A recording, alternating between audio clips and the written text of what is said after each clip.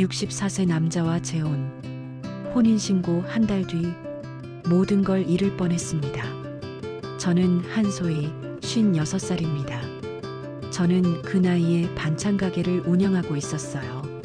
새벽 4시에 일어나서 시장 가고 반찬 만들고 손님 응대하고 하루하루가 그렇게 흘러갔습니다. 남편과 사별한 지 10년. 처음엔 슬픔이 컸지만 시간이 지나니 그냥 익숙해지더라고요. 혼자 사는 것도, 혼자 먹는 것도, 혼자 잠드는 것도요. 외롭다는 생각은 했지만 그게 뭐 어때서요? 이렇게 사는 사람도 많은데요. 그런데 그날이었어요. 가게 앞에서 정도연 씨를 처음 본 게 말이죠. 사장님, 여기 김치 맛있다고 소문났던데요. 64살이라고 했습니다. 전직 교사였다고 했어요. 차분한 목소리에 단정한 옷차림, 뭔가 믿음직스러운 느낌이 들었죠. 처음엔 그냥 단골 손님이었습니다. 일주일에 2~3번 가게에 들러서 반찬 사가고요. 그런데 어느 날부터인가 도연 씨가 늦게까지 남아있더라고요. 사장님, 혼자 정리하시기 힘드시죠? 제가 좀 도와드릴게요. 손님이 도와준다는데 마다할 이유가 없었습니다. 무거운 반찬통 옮기는 것부터 바닥 청소까지요. 묵묵히 일을 거두는 모습이 고마웠어요. 그렇게 한 달쯤 지났을까요? 도연 씨가 커피를 한 잔 건네며 말했습니다. 사장님, 저도 혼자 삽니다. 아내를 5년 전에 떠나보냈어요. 그때 처음 알았죠. 이 사람도 외롭구나. 이 사람도 누군가와 함께하고 싶어 하는구나. 힘드셨겠어요. 제가 그렇게 답하자 도연 씨가 조용히 웃었습니다. 힘들었죠. 근데 사장님 보면 제 마음이 좀 편해져요. 그날 밤 집에 돌아와서도 그 말이 계속 맴돌았어요. 10년 만에 처음 듣는 그런 말이었죠. 누군가 내 존재로 인해 편해진다는 말이요. 다음 날 아침 도연 씨한테 문자가 왔습니다. 오늘도 좋은 하루 되세요. 오늘 날씨가 쌀쌀하니 따뜻하게 입고 나가세요. 사소한 문자였지만 마음이 따뜻해졌어요. 이런 게 관심이구나. 이런 게 배려구나. 그 뒤로 거의 매일 연락이 왔습니다. 아침마다 안부 묻고 저녁이면 통화하고요. 가게 일로 힘들 때면 오늘 힘드셨죠? 수고하셨어요 라는 말도 빼먹지 않았죠. 시간이 흐를수록 도연 씨의 배려는 더 깊어졌어요. 제 생일도 기억했고 제가 좋아하는 음식도 챙겨왔습니다. 가게 매출이 안 나온다고 한숨 쉬면 괜찮아요. 다 잘 될 거예요 라며 위로해줬죠. 그러던 어느 날 도연 씨 누나가 가게에 찾아왔습니다. 정유경 씨요. 60대 후반쯤 돼 보이는 분이었어요. 소희 씨 맞죠? 제 동생한테 얘기 많이 들었어요. 표정은 웃고 있었지만 눈빛은 날카로웠습니다. 뭔가 저를 평가하는 느낌이었어요. 우리 도연이가 요즘 많이 밝아졌어요. 소희 씨 덕분인가 봐요. 칭찬 같지만 칭찬 같지 않은 말투였죠. 그런데 그때는 그냥 인사차 온 거라고만 생각했어요. 누나분이 오셨어요. 그날 저녁 도연 씨한테 말하자 도연 씨가 잠깐 표정이 굳어졌습니다. 누나가 뭐라고 하던가요? 별 말씀 안 하셨어요. 그냥 인사하러 오신 것 같던데요. 도연 씨가 안도하는 표정을 지었어요. 그때는 그게 뭘 의미하는지 몰랐습니다. 그렇게 시간이 더 흐르고 도연 씨가 어느 날 조심스럽게 물었습니다. 소희 씨, 우리 이렇게 계속 함께하면 안 될까요? 함께하다. 그 말이 제 가슴에 와닿았어요. 10년 동안 혼자였던 삶이었죠. 이제는 누군가와 함께할 수 있을 것 같았습니다. 저도 그러고 싶어요. 그렇게 우리는 조용히 혼인신고를 했습니다. 주변에 알리지도 않고 큰 식도 올리지 않았어요. 그냥 둘이서 구청 가서 서류에 도장 찍고요. 혼인신고증을 받아들고 나오는데 도연 씨가 제 손을 꼭 잡았습니다. 이제 우리 가족이에요. 소희 씨 곁에 제가 있을게요. 그날이 제 인생에서 가장 따뜻한 날이었습니다. 아니, 그렇게 믿었어요. 그때까지는요. 집으로 돌아오는 차 안에서 저는 창밖을 바라보며 생각했습니다. 이제 다시 시작이구나. 남은 인생을 이 사람과 함께 살아가는 거구나. 그런데 왜일까요? 가슴 한구석이 묘하게 불편했어요. 설렘보다는 약간의 불안감 같은 게 스쳤습니다. 도연 씨가 운전하면서 말했어요. 이제 소희 씨는 가게 일줄이고 집에서 좀 쉬어요. 제가 다 책임질게요. 그 말이 달콤하게 들렸어요. 하지만 동시에 약간 이상하기도 했습니다. 가게는 제 삶이었거든요. 10년 동안 혼자 일궈온 제 공간이었죠. 고마워요. 근데 가게는 제가 계속할래요. 제 일이니까요. 제가 그렇게 답하자 도연 씨가 잠깐 침묵했습니다. 그래요. 알겠어요. 목소리가 살짝 차가워진 것 같았지만 기분 탓이겠지. 저는 그렇게 생각하며 그날 밤을 보냈습니다. 혼인신고 후 첫날 밤이었어요. 저는 오랜만에 누군가 옆에서 자는 느낌을 받았습니다. 따뜻했지만 왠지 모르게 숨이 막히는 것 같기도 했어요. 혼인신고를 하고 나서 첫 주가 시작됐습니다. 그날 아침 눈을 뜨자마자 고소한 냄새가 코끝을 스쳤어요. 뭔가 익숙하지 않은 느낌이었죠. 10년 동안 혼자 살면서 아침에 이런 냄새를 맡아본 적이 없었거든요. 거실로 나가보니 도연 씨가 식탁을 차리고 있었습니다. 된장찌개가 보글보글 끓고 있었고 계란말이에 김치에 나물까지 정갈하게 놓여 있었어요. 일어나셨어요. 어서 앉으세요.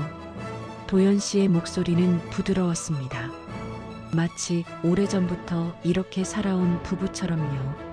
이렇게까지 안 하셔도 되는데요. 제가 말하자 도연 씨가 웃으며 답했습니다. 이제 가족인데 당연한 거죠. 소희 씨가 매일 새벽같이 일어나서 힘들게 일하는데 이 정도는 제가 해야죠. 그 말을 듣는 순간 가슴이 뭉클했어요. 10년 만에 처음 느껴보는 감정이었습니다. 누군가 나를 챙겨준다는 느낌이요. 아침을 먹고 나서 도연 씨가 말했습니다. 오늘 가게까지 제가 데려다 드릴게요. 차로 10분이면 되니까요. 버스 타고 가시는 것보다 훨씬 편하잖아요. 고맙다는 말밖에 할 수 없었어요. 정말 완벽한 남편이었죠. 차 안에서 도연 씨가 물었습니다. 요즘 가게 매출은 어때요? 솔직히 말하자면 좋지 않았어요. 요즘 경기도 안 좋고 젊은 사람들은 반찬을 잘 안 사니 그냥 그래요. 뭐? 제가 애써 웃으며 답했죠. 도연 씨가 제 손을 가볍게 잡았습니다. 소희 씨, 이제는 내가 있으니까 좀 쉬어도 돼요. 너무 무리하지 마세요. 그 말이 달콤하게 들렸어요. 누군가 내 걱정을 해준다는 게 이렇게 좋은 거구나. 그렇게 생각했습니다. 그날 저녁 가게 문을 닫고 집에 돌아왔을 때도 도연 씨는 저를 기다리고 있었어요. 저녁은 제가 차릴게요. 오늘 하루 어땠어요? 손님 많이 왔어요. 하나하나 묻는 모습이 다정했습니다. 저는 그날 하루 있었던 일들을 이야기했어요. 단골 손님 박미정 씨가 오셔서 이런저런 얘기 나눴다는 것도요. 도연 씨의 표정이 잠깐 굳어지는 것 같았지만 금방 풀어졌습니다. 아, 그러셨구나. 손님들이랑 친하시네요. 네, 오래된 단골분들이라 그래요.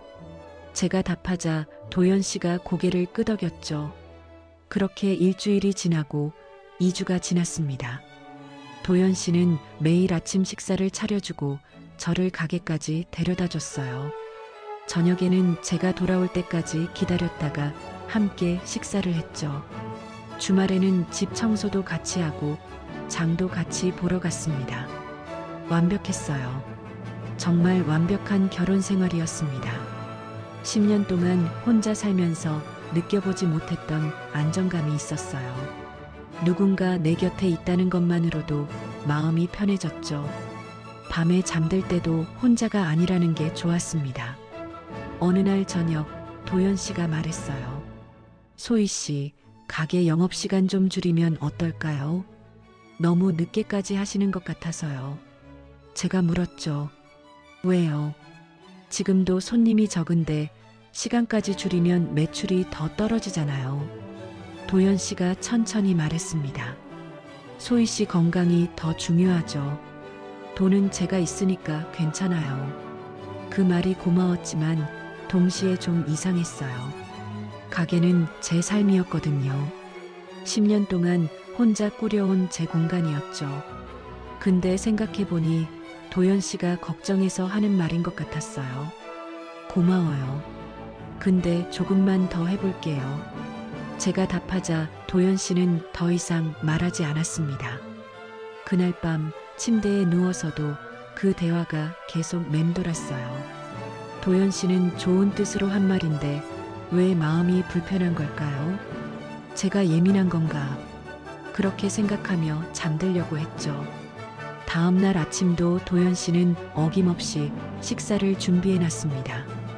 오늘도 좋은 하루 보내세요. 너무 무리하지 마시고요. 알겠어요. 제가 웃으며 답했습니다. 차를 타고 가게로 가는 길 창밖을 보며 생각했어요. 이 생활이 계속됐으면 좋겠다고요. 가게에 도착해서 문을 열고 하루를 시작했습니다. 단골 손님들이 하나둘 들어오기 시작했어요. 박미정 씨도 왔습니다. 사장님, 요즘 얼굴이 좋아 보이세요. 뭔 좋은 일 있어요? 네, 좀 그래요. 제가 웃으며 답했죠. 재혼하셨다며요. 축하해요. 미정 씨의 말에 제가 놀랐습니다. 어떻게 알았어요? 동네가 좁잖아요. 다들 알더라고요. 그렇구나. 제가 고개를 끄덕이며 반찬을 담아드렸어요.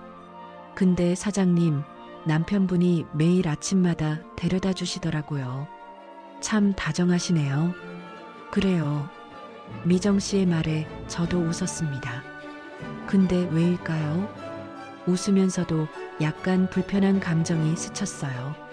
그날 저녁 집에 돌아왔을 때 도연 씨가 물었습니다. 오늘 박미정 씨 또 왔어요. 네, 왔어요. 제가 답하자 도연 씨의 표정이 미묘하게 변했습니다. 자주 오시나 보네요. 단골이시니까요. 제 대답에 도연 씨가 잠시 침묵했죠. 그날 밤 식사 시간은 평소보다 조용했습니다. 도연 씨가 무슨 생각을 하는지 알 수 없었어요. 제가 먼저 말을 꺼냈죠. 무슨 일 있어요? 아니요. 아무것도 아니에요. 도연 씨가 웃으며 답했지만 그 웃음이 어딘가 어색했습니다. 그날 이후로 도연 씨의 태도가 조금씩 달라지기 시작했어요. 아주 미묘하게요. 아침에 저를 가게에 데려다 줄 때도 저녁에 함께 식사할 때도 예전만큼 편하지 않았습니다. 뭔가 어색한 긴장감이 흘렀어요. 혼인신고 후 한 달이 다 되어갈 무렵이었습니다. 저는 그날도 평소처럼 가게 일을 하고 있었어요. 손님들 응대하고 반찬 만들고 설거지하고. 그런데 문득 이런 생각이 들었습니다. 이 평화가 언제까지 갈까? 왜 자꾸 이런 생각이 드는 걸까요? 저녁 무렵 도연 씨한테서 문자가 왔습니다. 오늘은 제가 못 데리러 가요. 혼자 오세요.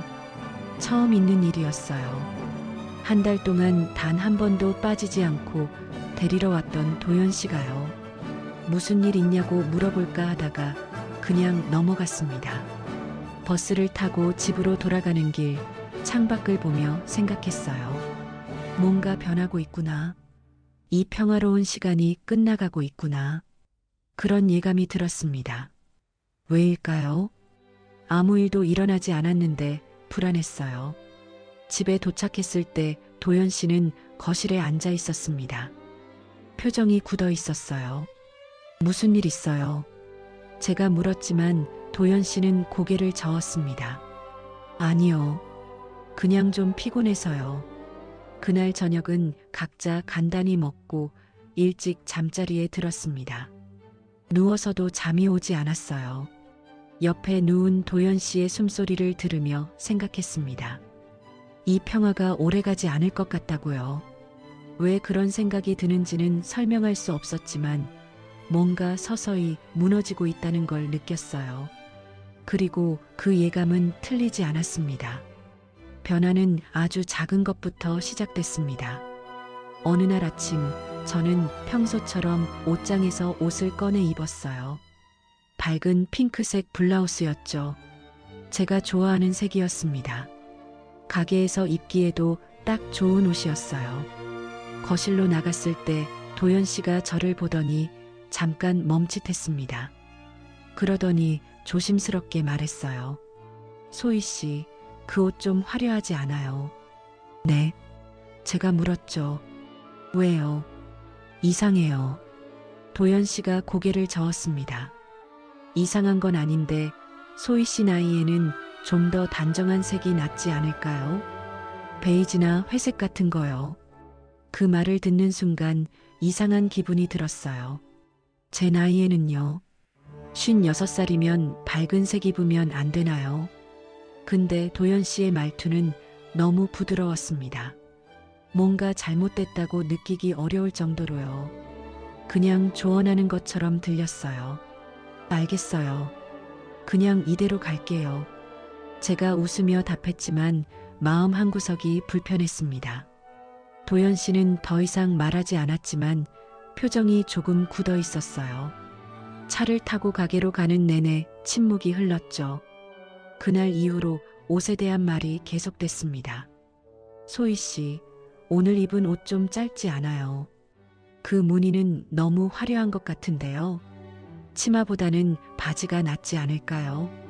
하나하나는 작은 말이었어요. 근데 매일 이런 말을 듣다 보니 저도 모르게 옷장 앞에서 고민하게 됐습니다. 이거 입으면 도연 씨가 뭐라고 할까? 이 색은 괜찮을까? 어느 날은 그냥 무난한 회색 티셔츠를 입고 나갔어요. 도연 씨가 웃으며 말했습니다. 오늘은 참 잘 어울리네요. 역시 소희 씨한테는 이런 색이 딱이에요. 칭찬이었지만 기분이 좋지 않았어요. 왜 제가 입고 싶은 옷이 아니라 도연 씨가 원하는 옷을 입어야 하는 걸까요? 그리고 가게에서도 변화가 시작됐습니다. 어느 날 저녁 단골 손님 한 분과 오래 이야기를 나눴어요. 그분이 요즘 건강이 안 좋으셔서 이것저것 고민을 털어놓으시더라고요. 저도 들어드리고 위로해드렸죠. 그렇게 30분쯤 지났을까요? 집에 돌아왔을 때 도연 씨가 물었습니다. 오늘 좀 늦으셨네요. 무슨 일 있었어요? 아, 단골 손님이랑 얘기 좀 나누다가요. 제가 답하자 도연 씨의 표정이 미묘하게 변했어요. 손님이랑 그렇게 오래 얘기해야 해요. 가게 일도 있을 텐데요. 저는 당황했습니다. 손님이랑 이야기 나누는 게 문제가 되나요? 단골이신 분인데요. 도연 씨가 천천히 말했어요. 소희 씨가 너무 친절한 건 좋은데 가끔은 선을 지켜야죠. 손님은 손님이니까요. 너무 친해지면 나중에 이상한 오해 생길 수도 있고요. 이상한 오해요. 무슨 오해요? 제가 물었지만 도연 씨는 그냥 고개를 저었습니다. 그냥 제 생각이에요. 신경 쓰지 마세요. 근데 이미 신경이 쓰였어요. 도연 씨가 무슨 생각을 하는 건지 알 수 없었죠. 그날 이후로 가게에서 손님들과 이야기할 때마다 시간이 신경 쓰였습니다. 너무 오래 얘기하면 도연 씨가 또 뭐라고 할까? 자연스럽게 대화가 짧아졌어요. 단골 손님들도 눈치챘을 거예요. 사장님이 예전만큼 말이 없다고요. 그리고 어느 날 도연 씨가 또 말했습니다. 소희 씨, 가게 문 닫는 시간 좀 당기면 어떨까요? 요즘 너무 늦게까지 하시는 것 같아서요. 밤 9시까지 하잖아요. 8시로 줄이면 안 될까요? 저는 고개를 저었습니다. 저녁 시간에 오시는 분들이 있어서요. 그분들은 낮에 일하시니까 저녁에만 올 수 있거든요. 도연 씨가 한숨을 쉬었습니다. 소희 씨 건강이 더 중요하잖아요. 돈보다 건강이 먼저죠. 그리고 이제 저도 있으니까 굳이 그렇게 무리할 필요 없어요. 그 말이 달콤하게 들릴 수도 있었어요. 근데 제게는 그렇게 들리지 않았습니다. 제 가게, 제 일인데 왜 도연 씨가 결정하려고 하는 걸까요? 생각해 볼게요. 제가 그렇게 답하자 도연 씨의 얼굴이 굳었습니다. 생각해 볼게요가 아니라 그냥 하시면 되는 건데 왜 그렇게 고집을 부리세요? 목소리 톤이 조금 높아졌어요. 처음으로 도연 씨가 짜증을 내는 모습을 봤습니다. 저는 아무 말도 하지 못했어요. 그냥 고개만 끄덕였죠. 도연 씨는 잠시 후 표정을 풀고 말했습니다. 미안해요. 제가 너무 걱정돼서 그랬어요. 소희 씨가 힘들어할까 봐요. 다시 부드러운 목소리였습니다. 근데 그 부드러움이 오히려 더 무섭게 느껴졌어요.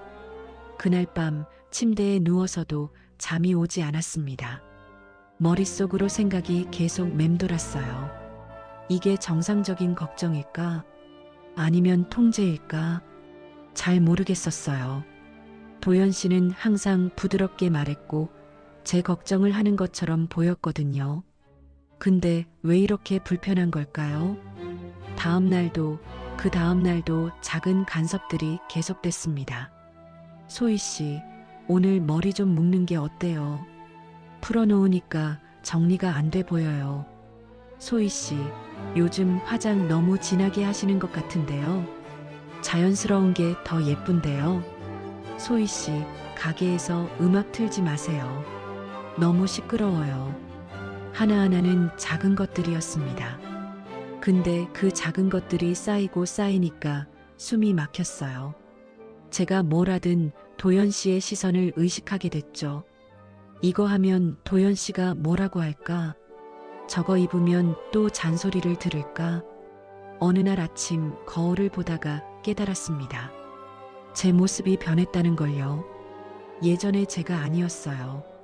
밝은 옷도 안 입고 머리도 항상 묶고 화장도 옅게 하고 도연 씨가 원하는 모습으로 변해가고 있었습니다. 그리고 그게 너무 무서웠어요. 가게에서도 마찬가지였습니다. 손님들과 대화도 짧게 하고 영업시간도 조금씩 줄이고 결국 8시에 문을 닫기 시작했어요. 도연 씨가 계속 말했거든요. 건강을 위해서라고요.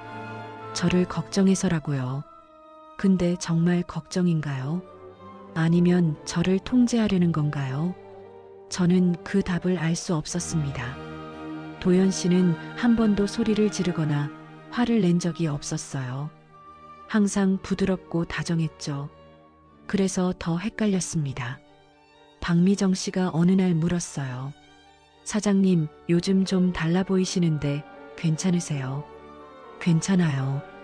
제가 웃으며 답했지만 미정 씨는 믿지 않는 표정이었습니다. 뭔가 있으시면 언제든 말씀하세요. 혼자 끙끙 앓지 마시고요. 고마웠어요. 근데 뭐라고 말해야 할지 몰랐습니다. 남편이 제 옷에 간섭한다고요. 영업시간을 줄이라고 한다고요. 손님들과 오래 얘기하지 말라고 한다고요. 말로 하면 너무 사소해 보였어요. 그냥 제가 예민한 것처럼 느껴질 수도 있었죠. 그날 저녁 집으로 돌아가는 길에 생각했습니다. 이게 결혼 생활인가? 서로 맞춰가며 사는 게 이런 건가? 아니면 제가 뭔가 잘못 느끼고 있는 건가? 확신할 수 없었어요. 근데 한 가지는 확실했습니다. 저는 점점 숨이 막히고 있었어요. 그리고 그 이유가 도연 씨 때문이라는 걸 알고 있었습니다. 토요일 오후였습니다. 가게 문을 일찍 닫고 집에 돌아왔을 때 거실에 낯익은 사람이 앉아 있었어요. 정유경 씨, 도연 씨의 누나였죠. 혼인신고 전에 한 번 본 적이 있는 그분이었습니다. 소희 씨, 오셨어요. 유경 씨가 웃으며 말했습니다. 근데 그 웃음이 예전처럼 따뜻하게 느껴지지 않았어요. 뭔가 날카로운 게 있었죠. 누나가 오셨어요. 차라도 한 잔 드릴게요. 제가 부엌으로 가려는데 유경 씨가 말했습니다. 아니에요. 잠깐만 앉아요. 할 얘기가 있어서요. 저는 소파에 앉았습니다. 도연 씨는 제 옆에, 유경 씨는 맞은편에 앉았어요. 묘하게 긴장되는 분위기였죠. 유경 씨가 천천히 입을 열었습니다. 소희 씨, 우리 도연이랑 결혼하고 어때요? 편하게 지내고 있어요. 네, 잘 지내고 있어요. 제가 답했습니다. 유경 씨가 고개를 끄덕이더니 말을 이었어요. 그렇다니 다행이네요. 근데 소희 씨, 우리 집안에 대해서는 얼마나 알고 있어요? 저는 잠깐 당황했습니다. 집안이요. 네, 우리 집안은 대대로 교육자 집안이었어요. 할아버지도 교사셨고 아버지도 교장 선생님이셨죠. 도연이도 30년 넘게 교사 생활하다가 은퇴했고요. 그래서요. 제가 물었죠. 유경 씨의 목소리가 조금 더 단단해졌습니다. 그래서 우리 집안은 품위를 중요하게 생각해요. 조용하고 단정한 걸 중요하게 여기죠. 과하게 튀거나 시끄러운 걸 별로 좋아하지 않아요. 알겠죠. 저는 아무 말도 할 수 없었어요. 이게 무슨 말인가 싶었죠. 결혼한 지 한 달 넘었는데 지금 와서 집안 규칙을 말씀하시는 건가요? 유경 씨는 계속 말했습니다. 소희 씨가 반찬 가게 하시는 건 알아요. 근데 너무 늦게까지 일하시는 것 같던데 그건 좀 조절하시는 게 좋을 것 같아요. 가정도 돌봐야죠. 제가 가게 일을 하는 게 문제가 되나요? 제 목소리가 떨렸습니다. 유경 씨가 손을 흔들었어요. 문제라는 게 아니라 균형을 맞추라는 거예요. 도연이도 이제 나이가 있잖아요. 집에서 편히 쉴 수 있어야죠. 매일 밤늦게 소희 씨 기다리느라 힘들어 하더라고요. 그 말을 듣는 순간 화가 났습니다. 도연 씨는 제게 그런 말 한 적 없었어요. 힘들다고, 기다리기 힘들다고요. 도연 씨를 봤지만 도연 씨는 시선을 피했습니다. 그냥 고개를 숙이고 있었어요. 유경 씨는 멈추지 않았습니다. 그리고 소희 씨, 옷차림도 좀 신경 써주세요. 요즘 너무 화려하게 입으신다고 하던데요. 우리 집안 며느리로서 단정한 이미지를 지켜줬으면 좋겠어요. 이건 부탁이 아니라 요구였습니다. 명령에 가까웠죠. 저는 참을 수 없었어요. 누나님, 제가 뭘 잘못했나요? 제 옷차림이 왜 문제가 되는 건가요? 제 가게 일이 왜 문제가 되는 건가요? 유경 씨가 눈썹을 찌푸렸습니다. 소희 씨, 목소리 좀 낮추세요. 우리 조용히 대화하고 있잖아요. 왜 그렇게 흥분해요? 흥분이요. 저는 흥분한 게 아니었어요. 그냥 제 입장을 말한 것 뿐이었죠. 근데 유경 씨 눈에는 제가 흥분한 사람으로 보였나 봐요. 도연 씨가 그제야 입을 열었습니다. 소희 씨, 누나 말씀도 일리가 있어요. 우리 좀 더 침착하게 얘기해요. 저는 도연 씨를 봤습니다. 당신은 왜 아무 말도 안 해요? 당신 누나가 저한테 이러는데 왜 그냥 앉아만 있어요? 도연 씨가 난처한 표정을 지었어요. 누나는 좋은 뜻으로 하시는 말씀이에요. 그냥 우리 가족으로 잘 지내자는 거죠. 가족이요. 저는 웃음이 나왔습니다. 쓴 웃음이었죠. 가족이라면서 왜 저를 바꾸려고 하는 건가요? 제 옷도, 제 일도, 제 모든 걸 바꾸려고 하는 거 아니에요. 유경 씨가 한숨을 쉬었습니다. 소희 씨, 결혼 생활이 뭔지 아세요? 서로 맞춰가는 거예요. 자기 고집만 부리면 안 되죠. 그날 유경 씨는 1시간 넘게 앉아 있었습니다. 계속 이런저런 말들을 하셨어요. 집안 살림은 어떻게 하는지, 명절에는 어떻게 준비해야 하는지, 친척들 만날 때는 어떻게 행동해야 하는지, 마치 저를 훈련시키는 것 같았습니다. 유경 씨가 돌아간 후 저는 도연 씨에게 물었습니다. 당신도 그렇게 생각해요. 제가 너무 화려하게 입는다고, 가게 일을 너무 늦게까지 한다고요. 도연 씨가 잠시 망설이더니 말했습니다. 누나 말이 완전히 틀린 건 아니에요. 소희 씨를 위해서 하는 말이기도 하고요. 저를 위해서요. 제 목소리가 떨렸습니다. 저를 바꾸라는 게 저를 위한 거라고요. 도연 씨가 한숨을 쉬었어요. 왜 그렇게 받아들여요? 그냥 좀 더 나은 모습이 되라는 거잖아요. 더 단정하게, 더 품위 있게요. 더 나은 모습이요. 저는 지금 나쁜 모습인가요? 제가 물었지만 도연 씨는 답하지 않았습니다. 그냥 방으로 들어가 버렸어요. 저는 거실에 혼자 남았습니다. 그날 밤 저는 오랫동안 잠들지 못했어요. 생각이 너무 많았습니다. 이게 정상적인 결혼 생활일까? 가족이라는 이름으로 누군가를 바꾸려고 하는 게 맞는 걸까? 아니, 애초에 저는 결혼을 왜 한 걸까? 다음 날부터 도연 씨의 간섭은 더 심해졌습니다. 아마 유경 씨한테 영향을 받은 것 같았어요. 소희 씨, 오늘은 집에서 쉬는 게 어때요? 가게는 하루쯤 쉬어도 되잖아요. 소희 씨, 그 친구분들이랑 자주 연락하지 마세요. 가정에 집중해야죠. 소희 씨, 저녁은 꼭 집에서 같이 먹어야 해요. 가족인데 당연한 거 아니에요.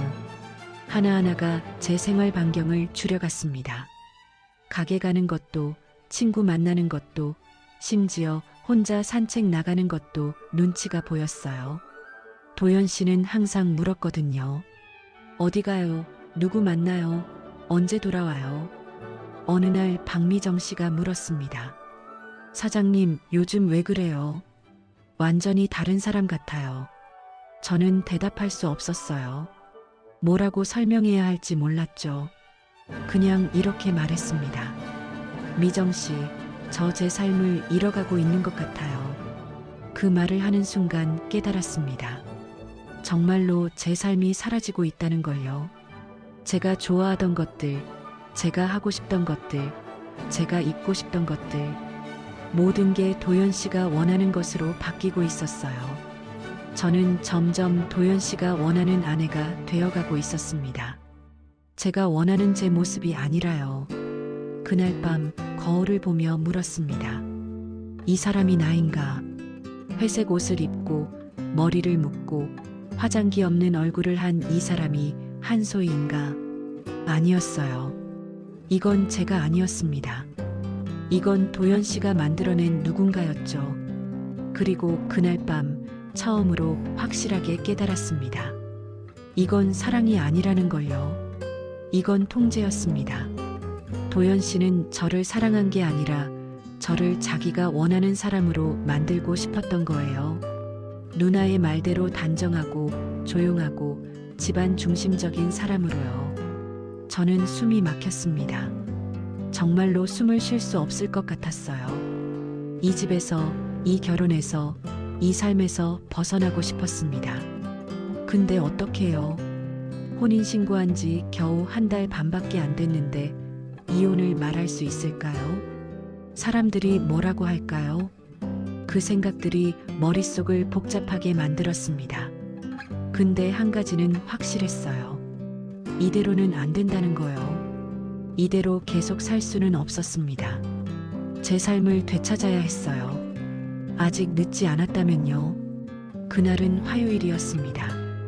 오후 4시쯤이었을 거예요. 가게에 손님이 별로 없어서 정리를 하고 있었죠.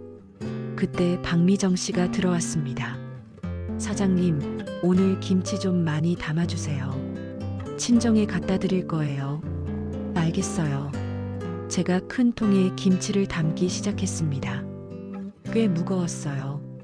5kg은 됐을 거예요. 다 담고 나서 카운터로 옮기려는데 미정 씨가 말했습니다. 사장님, 제가 들게요. 무거우시잖아요. 아니에요, 괜찮아요. 제가 답했지만 미정 씨가 이미 손을 뻗었어요. 그렇게 둘이서 반찬통을 들고 있었습니다. 무거워서 제대로 못 잡으면 떨어질 것 같았거든요. 미정 씨가 한쪽을, 제가 한쪽을 잡고 카운터까지 옮겼어요. 그 과정에서 우리는 자연스럽게 가까이 서 있었죠. 그냥 반찬통 옮기는 거였습니다. 그뿐이었어요. 그런데 그때였습니다. 가게 유리문 너머로 누군가가 서 있는 게 보였어요. 도연 씨였습니다. 평소보다 일찍 오셨나 봐요. 저는 손을 흔들며 웃었죠. 도연 씨도 저를 봤을 거예요. 근데 도연 씨는 손을 흔들지 않았습니다. 그냥 서서 저희를 바라보고 있었어요. 표정이 이상했습니다. 굳어 있었어요. 웃지도 않고 그냥 차갑게 쳐다보고 있었죠. 몇 초쯤 지났을까요? 도연 씨가 돌아서서 집으로 들어가 버렸습니다. 저는 순간 당황했어요. 왜 그냥 가신 거지? 미정 씨가 물었습니다. 사장님, 남편분 아니셨어요. 네, 맞아요. 왜 그냥 가셨을까요? 잘 모르겠어요. 제가 답했지만 마음이 불편했습니다. 뭔가 잘못 본 건가? 아니면 화가 나신 건가? 미정 씨는 금방 계산하고 나갔습니다. 저는 혼자 남아서 생각했어요. 도연 씨가 왜 그랬을까? 그냥 반찬통 옮기는 걸 봤을 뿐인데요. 근데 그 표정이 계속 머릿속에 남았습니다. 차갑고 굳은 표정이요. 저녁 6시에 가게 문을 닫고 집으로 돌아갔습니다. 요즘은 도연 씨가 원해서 일찍 문을 닫고 있었거든요. 집에 들어갔을 때 도연 씨는 거실에 앉아 있었어요. 텔레비전을 보고 있었지만 시선은 화면에 가 있지 않았습니다. 다녀왔어요. 제가 밝게 말했습니다.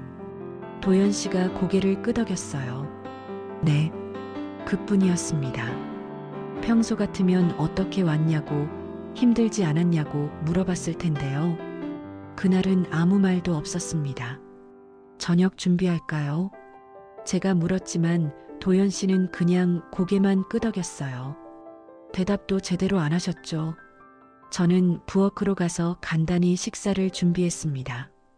냉장고에 있는 반찬 꺼내서 데우고 밥하고, 그러면서도 계속 도연 씨가 신경 쓰였어요. 저녁 식사 시간이었습니다. 평소라면 이것저것 이야기를 나눴을 텐데 그날은 조용했어요.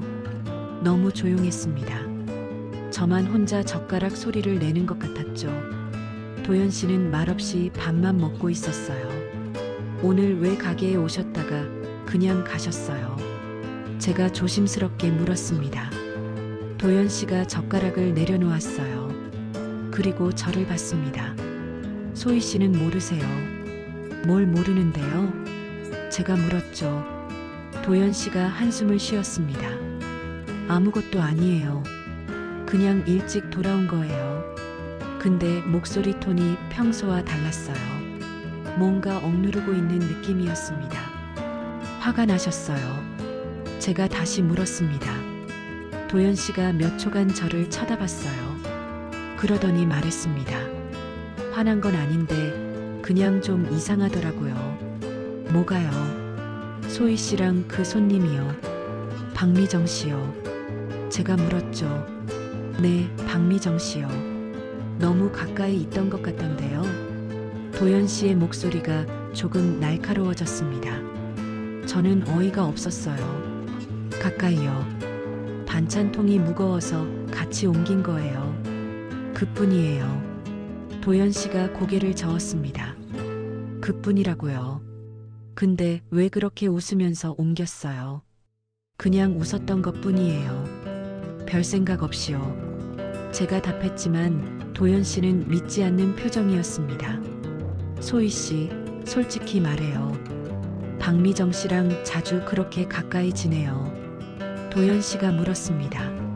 저는 황당했어요. 가까이 지낸다니요. 단골 손님일 뿐이에요. 그 이상도 이하도 아니에요. 도연 씨가 식탁을 손으로 탁 쳤습니다. 크게 소리가 난 건 아니었지만 저는 깜짝 놀랐어요. 도연 씨가 이렇게 감정을 드러낸 건 처음이었거든요. 단골 손님이면 적당한 거리를 유지해야죠. 왜 그렇게 친하게 지내요? 불필요하게 사람들이랑 엮이지 마세요. 불필요하게요. 제 목소리가 떨렸습니다. 장사하는 사람이 손님이랑 친하게 지내는 게 뭐가 문제예요? 도연 씨가 저를 쏘아봤습니다. 친하게 지내는 거랑 지나치게 가까워지는 건 달라요.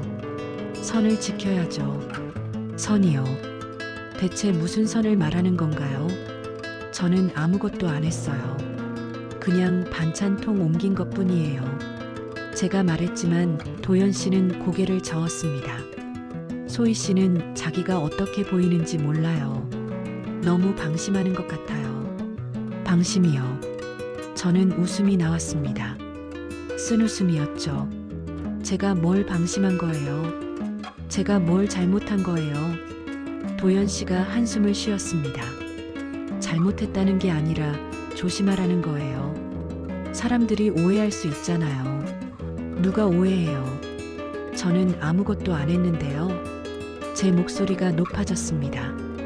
도연 씨가 손을 들어 제 말을 막았어요. 목소리 좀 낮추세요. 왜 흥분해요? 저는 소희 씨 걱정돼서 하는 말이에요. 걱정이요. 이게 걱정인가요? 저는 반문했지만 도연 씨는 더 이상 대답하지 않았습니다. 그냥 자리에서 일어나서 방으로 들어가 버렸어요. 저는 식탁에 혼자 남았습니다. 손이 떨렸어요. 화가 나서인지, 억울해서인지, 아니면 무서워서인지 몰랐습니다. 그냥 반찬통 하나 옮긴 것 뿐인데요. 그게 왜 문제가 되는 건가요? 왜 도연 씨는 그렇게 예민하게 반응하는 건가요? 그날 밤 침대에 누워서도 잠이 오지 않았습니다. 도연 씨는 이미 잠든 것 같았어요. 규칙적인 숨소리가 들렸거든요. 저는 천장을 보며 생각했습니다. 이게 질투인가? 아니면 통제인가? 도연 씨는 질투한 게 아니었어요. 만약 질투였다면 화를 냈을 거예요. 소리를 질렀을 거죠. 근데 도연 씨는 그러지 않았습니다. 그냥 차갑게 제게 선을 지키라고 말했어요. 불필요한 사람들과 엮이지 말라고요. 그게 더 무서웠습니다. 감정을 드러내지 않으면서 저를 통제하는 방식이요. 화를 내는 것보다 더 섬뜩했어요. 왜냐하면 제가 뭘 잘못했는지 명확하지 않았거든요. 그냥 도연 씨가 불편해하니까 제가 조심해야 하는 거였죠. 다음 날 아침 도연 씨는 평소처럼 아침을 차려놨습니다. 어젯밤 일이 없었던 것처럼요. 잘 잤어요. 도연 씨가 웃으며 물었어요. 네. 제가 짧게 답했습니다.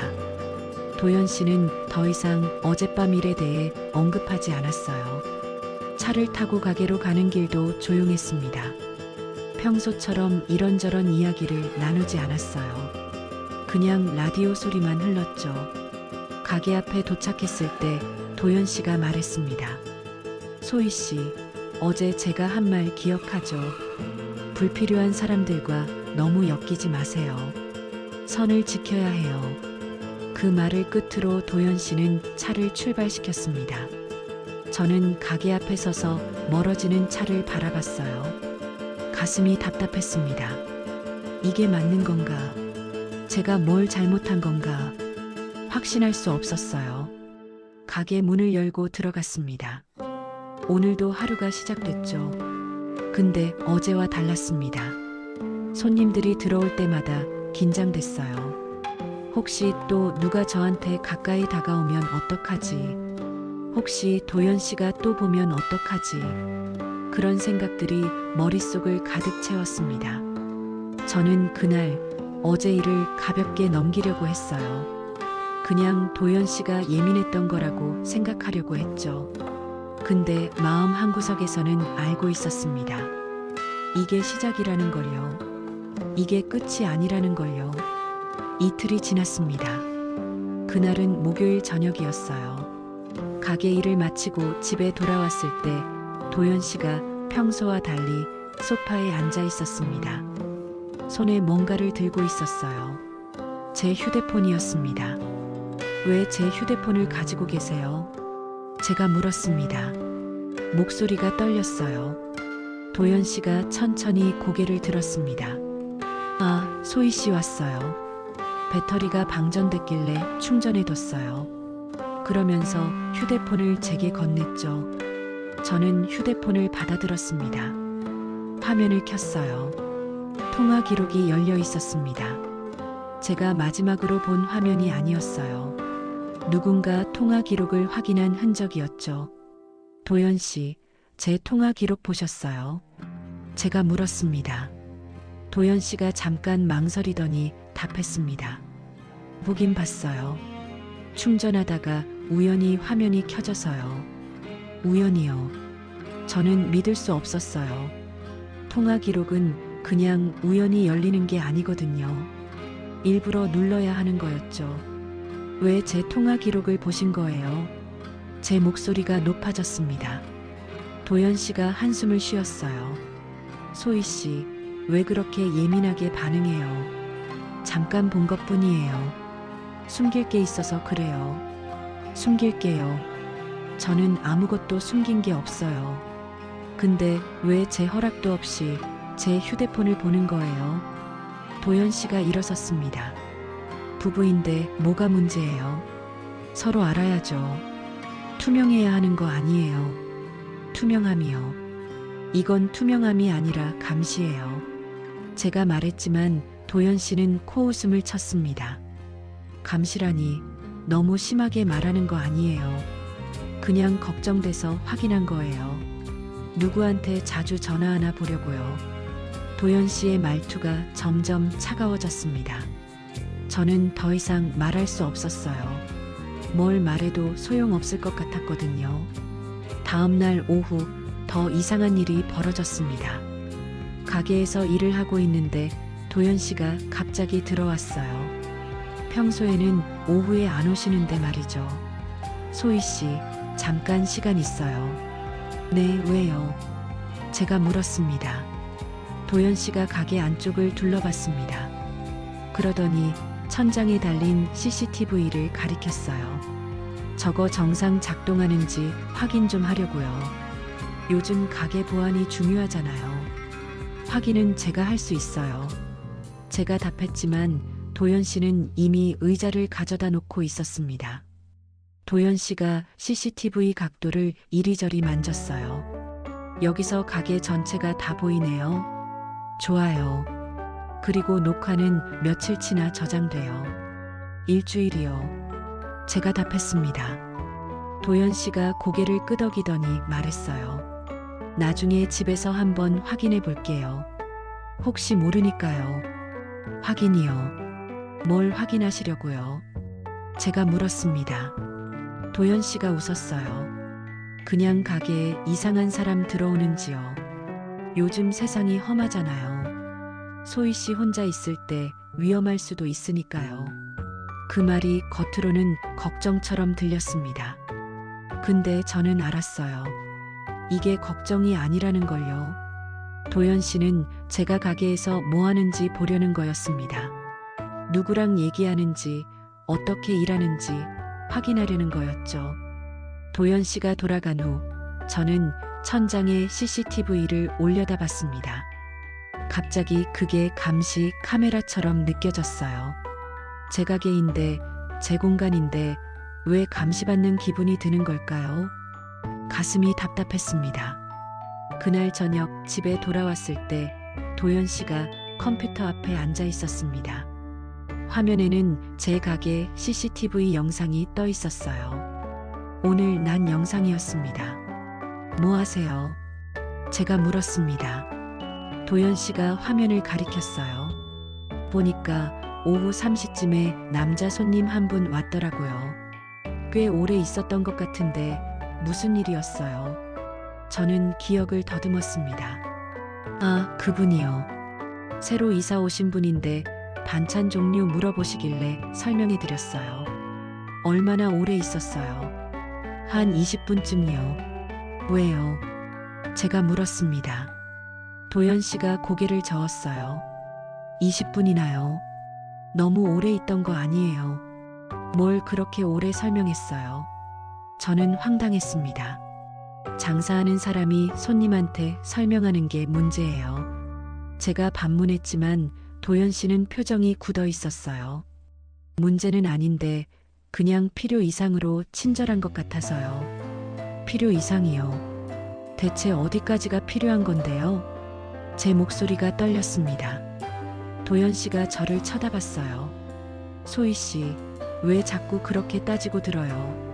저는 당연한 걱정을 하는 건데 왜 예민하게 구는 거예요? 예민하게요.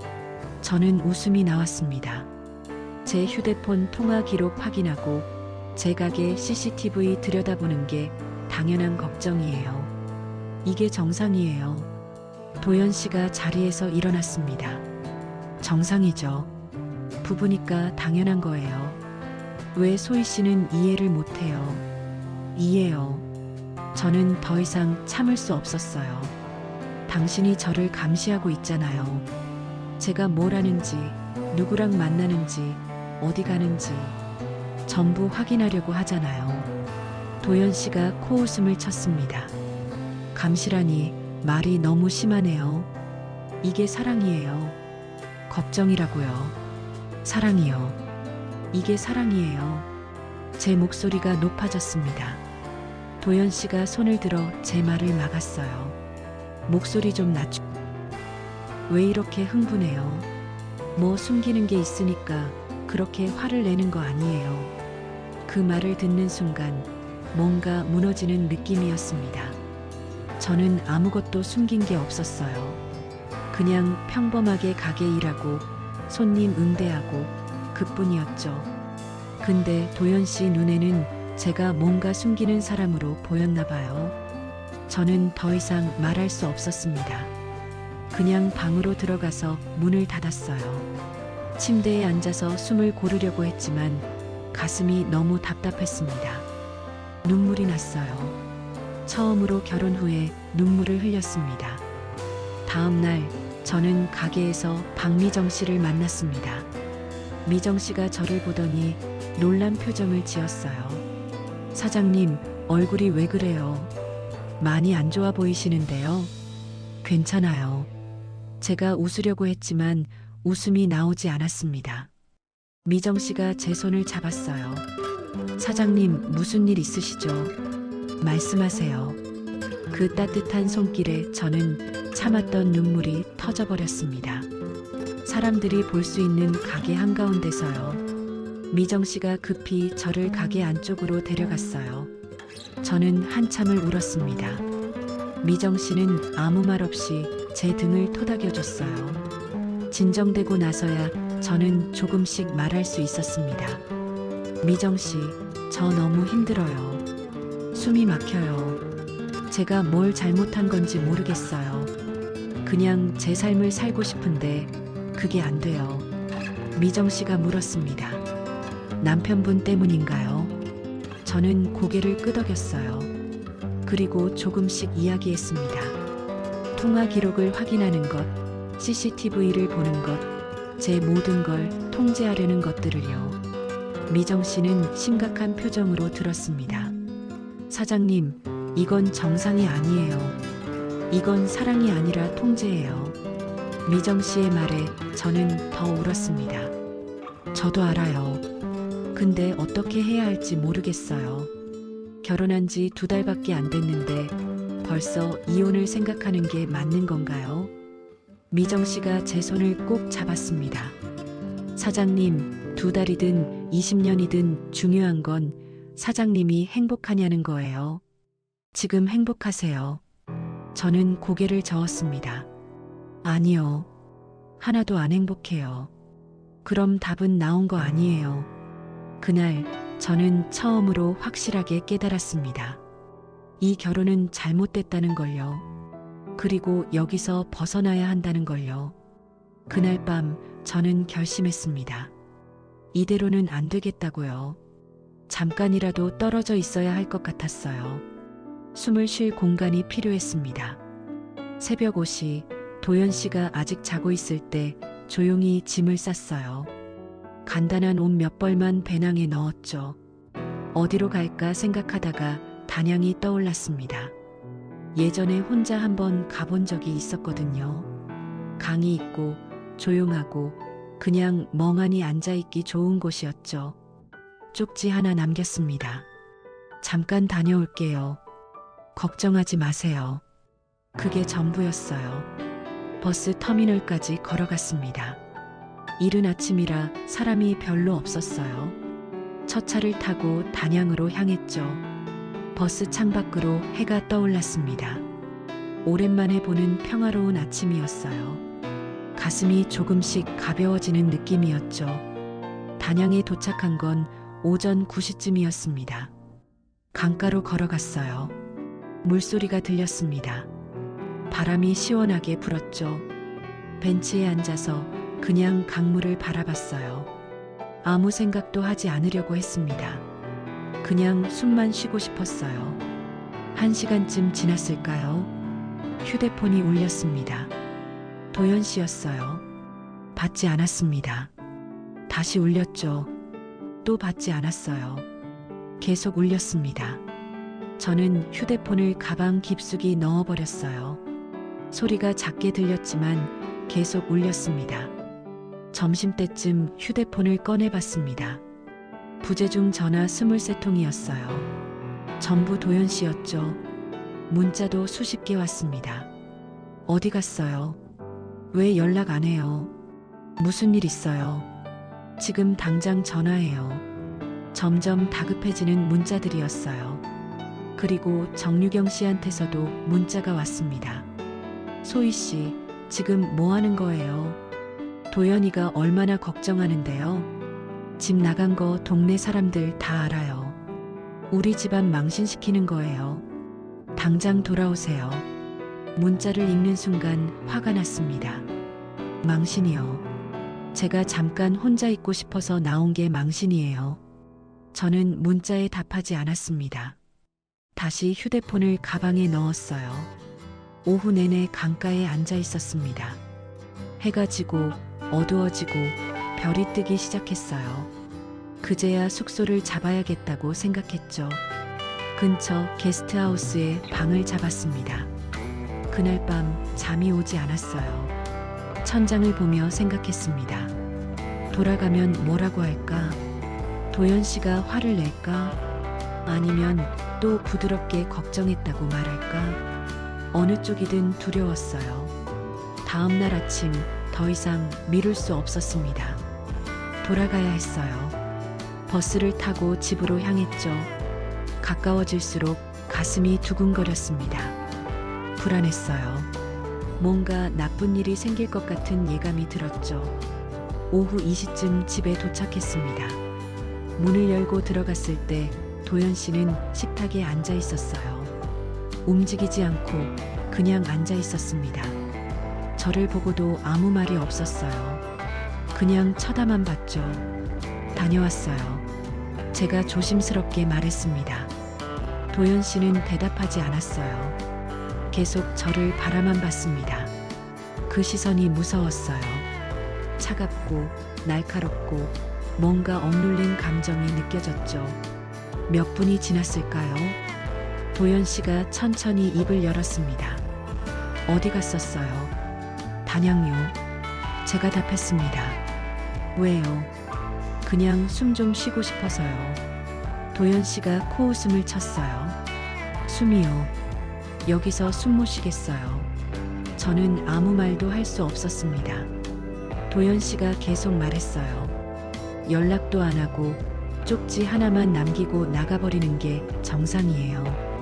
저 얼마나 걱정했는지 알아요. 걱정했다면 왜 CCTV를 확인하고 통화 기록을 보는 거예요?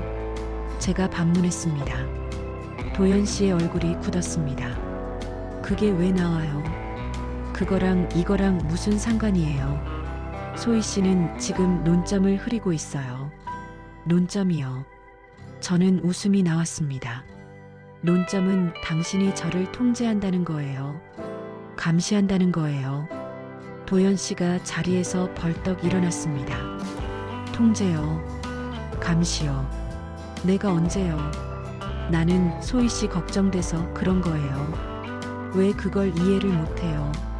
목소리가 높아졌어요. 처음으로 도연 씨가 큰 소리를 냈습니다. 이해요. 제가 뭘 이해해야 해요? 당신이 제 삶을 전부 통제하는 걸 이해해야 해요. 제 옷, 제 일, 제 친구들, 전부 당신 마음대로 하려는 걸 참아야 해요. 제 목소리도 떨리기 시작했습니다. 도연 씨가 식탁을 손으로 쳤어요. 큰 소리가 났습니다. 내 마음대로요. 내가 뭘 마음대로 했어요. 다 소희 씨 위해서 한 거잖아요.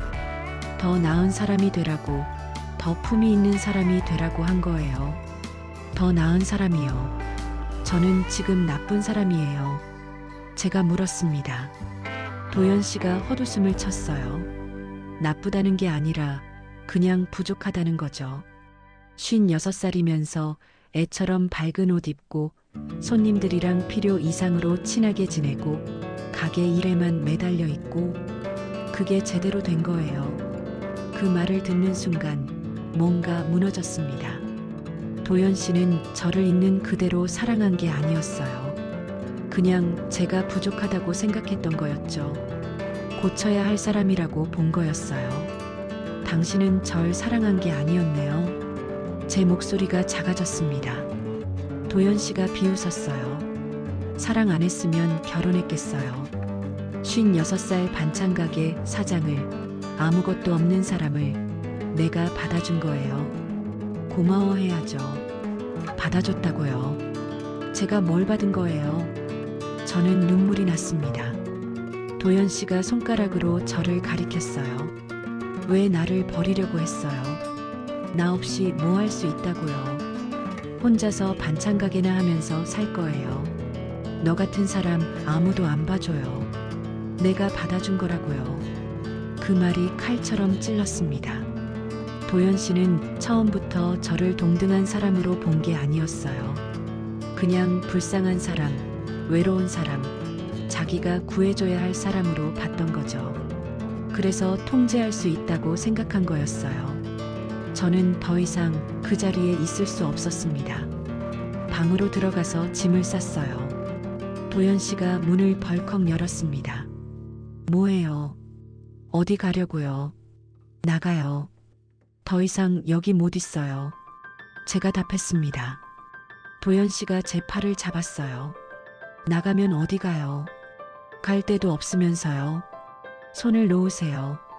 제가 말했지만 도연 씨는 놓지 않았습니다. 소희 씨, 정신 차려요. 우리 부부예요. 이렇게 쉽게 끝낼 수 없어요. 쉽게요. 저는 웃었습니다. 결혼한 지 2달 만에 제 삶 전부를 잃어버렸어요. 이게 쉬운 거예요. 도연 씨의 손을 뿌리쳤습니다. 그리고 짐을 들고 집을 나왔어요. 뒤에서 도연 씨가 뭐라고 소리쳤지만 돌아보지 않았습니다. 그냥 걸었어요. 앞만 보고요. 그날 밤 저는 박미정 씨 집 문을 두드렸습니다. 미정 씨가 문을 열고 제 모습을 보더니 아무 말 없이 안으로 들였어요. 괜찮아요. 들어와요. 따뜻한 목소리였습니다. 저는 그 말에 무너져 내렸어요. 한참을 울었습니다. 미정 씨는 옆에 앉아서 제 등을 토닥여줬어요. 아무것도 묻지 않았습니다. 그냥 옆에 있어줬죠. 진정되고 나서야 저는 조금씩 이야기할 수 있었어요. 도연 씨와 있었던 일들을요. 처음부터 끝까지 전부요. 미정 씨가 한숨을 쉬었습니다. 사장님, 잘 나오셨어요. 더 있었으면 정말 위험했을 거예요. 그 말을 듣는 순간 실감했습니다. 제가 정말로 위험한 상황에 있었다는 걸요. 혼인신고한 지 고작 2달이었어요. 2달 만에 제 삶이 완전히 무너질 뻔했던 거죠. 그날 밤은 미정 씨 집 작은 방에서 잤습니다. 오랜만에 편하게 숨을 쉴 수 있었어요. 누가 제 행동을 감시하지 않았고, 뭐라고 하지 않았고, 통제하지 않았죠. 그냥 편안했습니다. 이상하게도 불안하지 않았어요. 오히려 안도감이 들었죠. 다음 날 아침 변호사 사무실을 찾아갔습니다. 이혼 상담을 받으러 갔어요. 변호사님이 제 이야기를 듣더니 고개를 끄덕였습니다. 충분히 이혼 사유가 됩니다. 정서적 학대와 통제가 명확하네요. 그 말을 듣고 조금 안심이 됐어요. 절차를 밟기 시작했습니다. 이혼 조정 신청서를 냈어요. 도연 씨한테 통지가 갔을 거예요. 곧 연락이 올 거라고 예상했지만 며칠 동안 아무 연락이 없었습니다. 오히려 정유경 씨한테서 문자가 왔어요. 소희 씨, 이게 뭐 하는 거예요? 결혼한 지 2달 만에 이혼이요. 우리 집안 망신이 이만저만이 아니에요. 당장 철회하세요. 읽고 지웠습니다. 더 이상 그분들 말에 흔들리고 싶지 않았어요. 그 사이 가게로 돌아갔습니다. 문을 열고 들어가니 먼지가 쌓여 있었어요. 일주일 정도 비워뒀으니까요. 청소부터 시작했습니다. 구석구석 닦고 정리하고 반찬도 새로 만들었어요. 손을 움직이니까 마음이 조금씩 정리되는 느낌이었죠. 단골 손님들이 하나둘 돌아왔습니다. 사장님, 어디 아프셨어요? 가게 문이 닫혀 있길래 걱정했어요. 잠깐 좀 쉬었어요. 이제 괜찮아요. 제가 웃으며 답했습니다. 예전처럼 자연스러운 웃음이었어요. 억지로 짓는 게 아니라요.